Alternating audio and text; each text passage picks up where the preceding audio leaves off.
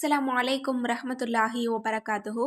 இன்றைக்கான பதிவில் நம்முடைய ஹாஜத்துக்களை கபூலாக்கி தரக்கூடிய, நம்முடைய சோதனைகளை நீக்கக்கூடிய, இன்னும் நம்முடைய வாழ்க்கையில் வரக்கத்தை அதிகப்படுத்தக்கூடிய, இன்னும் எண்ணிலடங்காத நன்மைகளை சம்பாதித்து கொள்ளக்கூடிய அற்புதமான 9 திக்ரை தான் நம்ம பார்க்க போகிறோம். இன்ஷா அல்லாஹ் நம்பிக்கையோட இந்த 9 திக்ரையும் நீங்கள் ஓதிட்டு அல்லாஹ்விடத்தில் துஆ செய்யுங்க.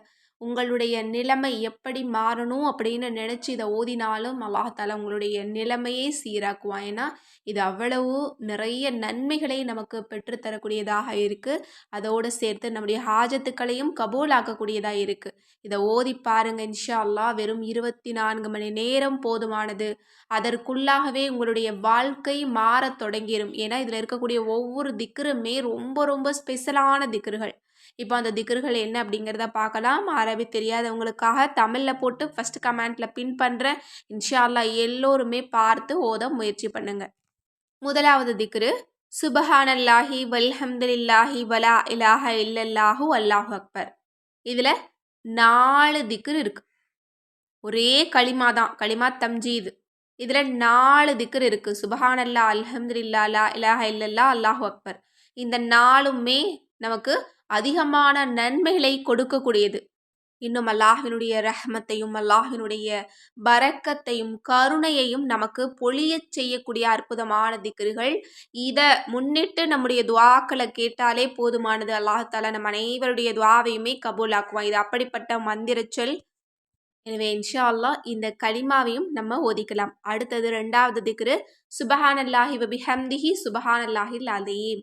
இதற்கும் ஏராளமான சிறப்பு, ஏராளமான நன்மைகள். இதை நம்ம 3 முறை சொன்னோம் அப்படின்னாலே கடலின் நுரையளவு பாவங்கள் மன்னிக்கப்படுது.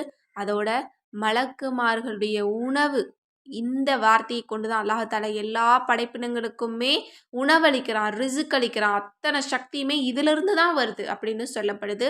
அப்படிப்பட்ட மகத்தான ஒரு திக்ரை நம்ம இன்றைய தினம் நம்ம ஓதிக்கலாம். அடுத்தது சுபஹானல்லாஹி வபிஹம்திஹி அதத ஹல்கிஹி வ ரிலா நப்சிஹி வ ஸினத அர்ஷிஹி வ மிதாத கலிமாத்திஹி. அதாவது காலை முதல் இரவு வரை தஸ்பீஹ் செய்த நன்மை நமக்கு கிடைக்கணும் அப்படின்னா இந்த ஒரு தஸ்பீஹ் நமக்கு போதுமானது. இதை எல்லோருமே காலையில் ஓதக்கூடியவங்களாக நம்ம இருந்தோம் அப்படின்னு சொன்னால் நாள் முழுக்க அமல் செய்த நற்கூலியை அல்லாஹாலா நமக்கு கொடுக்குறான். இதை எல்லோருமே ஓதணும். இன்றைய தினம் இதையும் நீங்கள் ஓதிக்கோங்க. ஏன்னா எப்பவுமே அதிகமான நன்மைகள் இருக்கக்கூடிய ஒரு திக்கரை நம்ம ஓதிட்டு நம்முடைய துஆவை கேட்டோம் அப்படின்னா கண்டிப்பாக அல்லாஹாலா மறுக்க மாட்டான். ஏன்னா இது எல்லாமே கனமான திக்ருகள். இப்போ நமக்கு தெரிஞ்சவங்க ஒரு பெரிய ஒரு இடத்துல இருக்காங்க அப்படின்னா அவங்களுக்கு பிடிச்ச விஷயத்த நம்ம ஒரு விஷயத்த செய்கிறோம். அதுலேயும் அவங்களுக்கு ரொம்ப பிடிச்ச ஒரு விஷயத்த நம்ம செய்கிறோம் அப்படின்னா அவங்க எவ்வளோ சந்தோஷப்படுவாங்க. அது மாதிரி தான் இந்த திக்ருகள் எல்லாமே ரொம்ப ரொம்ப கனமானது.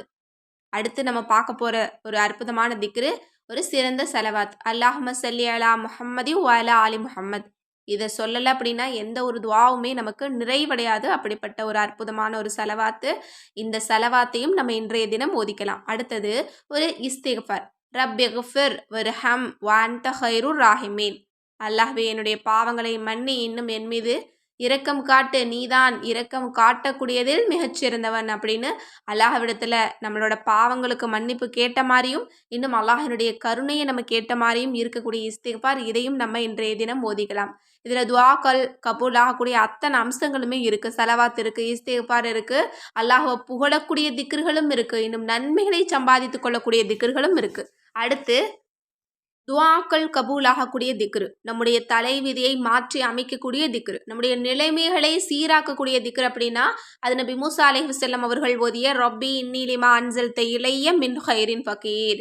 அதாவது ஒன்றுமே இல்லாதவங்க ஓதனா கூட காலையில் ஓதினால் மாலைக்குள்ள அல்லாஹாலா அனைத்தையுமே சிறப்பாக கொடுக்கக்கூடிய அற்புதமான ஒரு திக்ரு. இதையும் நம்ம இன்றைய தினம் ஓதிக்கலாம். இது துஆக்கள் கபூல் ஆகிறதுல தலைமையான திக்ரு, அனைத்து தேவையும் உள்ளடக்கிய திக்ரு அப்படின்னே சொல்லலாம். அடுத்தது மிகச்சிறந்த ஒரு துஆ. ரப்பிப்னிலி இந்தக பைத்தன் ஃபில் ஜன்னா. அல்லாஹ்வே உன்னிடமிருந்து சொர்க்கத்தில் எனக்கு ஒரு வீட்டை கட்டு அப்படின்னு யார் சொன்னா? ஃபிரௌனுடைய மனைவி ஆசியா அம்மையார் அவர்கள் சொன்ன அற்புதமான ஒரு திருக்குரானுடைய ஒரு வசனம். இதை சொன்னாங்க.